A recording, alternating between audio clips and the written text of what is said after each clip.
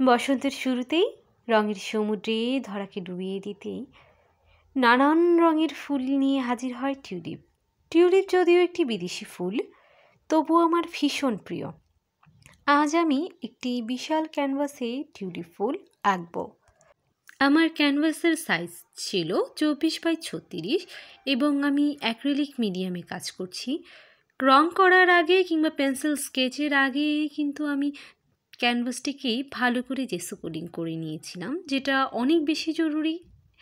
জেসো কোডিংয়ের ফলে এক লেয়ার রং দিলেই খুব সহজেই রংটা সুন্দরভাবে ক্যানভাসে ফুটে ওঠে। আর আমি এখানে নানান রঙের টিউলিপ ফুল অঙ্কন করেছিলাম। প্রত্যেকটা টিউলিপের কালার যেন অনন্য। টিউলিপের স্বর্গরাজ্য বলা হয় হল্যান্ড বা নেদারল্যান্ডকে। 16 শতাব্দী থেকে টিউলিপের চাষ হয়ে আসছে। টিউলিপকে ইরান, তুরস্কে ফার্সি ভাষায় লালি নামে ডাকা হয়। ধারণা করা হয় যে টিউলিপের অনেক প্রজাতি আদি অবস্থান হিসেবে এশিয়া, ইউরোপ এবং উত্তর আফ্রিকায় গড়ে উঠেছে।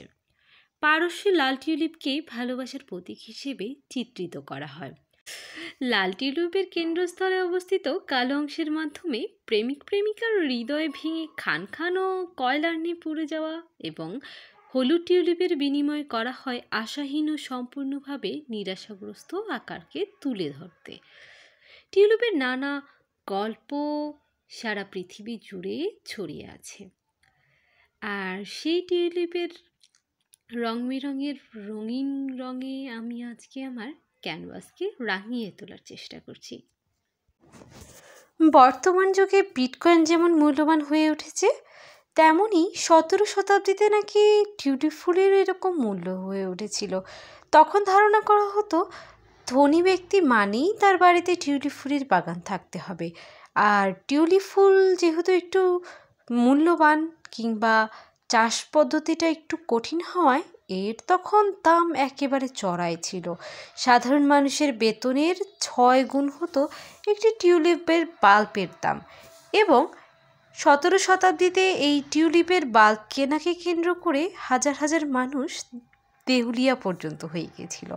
আরও নানান গল্প টিউলিপকে নিয়ে ছড়িয়ে আছে।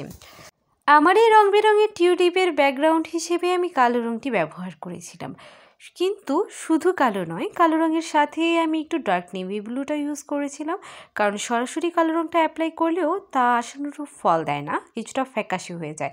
এর জন্য এর সাথে আপনারা একটি ডার্ক কালার ব্যবহার করতে পারেন। আর এই ব্যাকগ্রাউন্ডটি করার মাধ্যমে কিছু ফাইনাল টাচের মাধ্যমে আমার ছবিটি কিন্তু কমপ্লিট হয়ে গেছে। এই তার ফাইনাল লুক। যদিও ভিডিওটা অনেক দিন আগের, শেয়ার করতে একটু দেরি হয়ে গেল। ধন্যবাদ এতক্ষণ ধরে ভিডিওটি দেখার জন্য।